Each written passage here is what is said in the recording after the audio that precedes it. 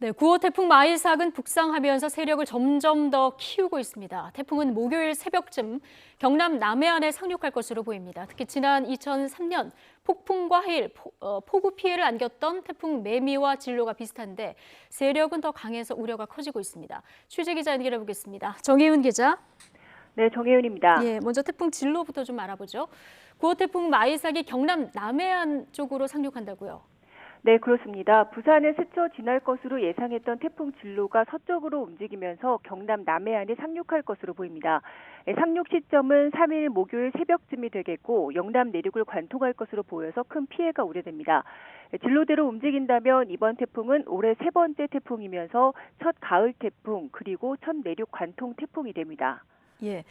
자, 그런데 이번 태풍이 지난번 태풍 바비보다 세력이 더 강하다면서요? 네, 그렇습니다. 8호 태풍 바비도 제주도 부근을 지날 때 매우 강한 태풍으로 발달했는데 마이삭은 그보다 더 세질 것으로 보입니다. 현재 마이삭은 강한 태풍으로 발달했는데 고수온 해역을 지나면서 더 강해져 제주도 부근을 지나는 2일, 수요일에는 매우 강한 태풍이 되겠습니다. 이때 중심 기압은 935헥토파스칼, 중심 풍속은 최고 49m까지 강해지겠습니다. 이 정도면 달리는 기차가 탈선하고 나무가 뿌리째 뽑히거나 심하면 철탑도 무너질 수 있습니다. 예. 자, 이번 태풍 지난 2003년 큰 피해를 줬었던 태풍 매미와 비교하는 그런 전망들이 많이 나오던데 어떻습니까? 네, 진로가 무척 흡사합니다. 예. 네, 태풍 마이삭은 사상 최악의 태풍 가운데 하나로 기록된 2003년 태풍 매미와 진로가 무척 비슷한데요. 부산 인근에 상륙한 매미는 영남 지역을 관통하면서 초속 60m의 폭풍과 해일 또 폭우 피해를 안겼습니다. 그런데 제주도부터 상륙, 동해 이동까지 진로가 마이삭도 비슷합니다. 또 마이삭이 약간 진로를 서쪽으로 더 틀어서 전남 해안에 상륙한다면 2002년의 태풍 루사와도 닮은 꼴이 됩니다. 문제는 태풍 마이삭이 태풍 매미나 루사보다도 세력이 훨씬 강하다는 점입니다.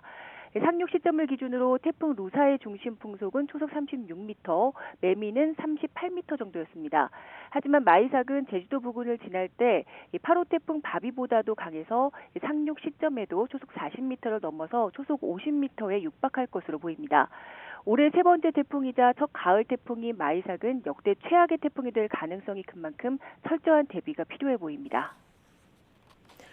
네, 그런데 이렇게 강한 태풍의 백중사리 기간까지 겹친다고 하는데요. 이 백중사리가 어떤 거고 또 어떤 피해가 우려되는 상황인 건가요?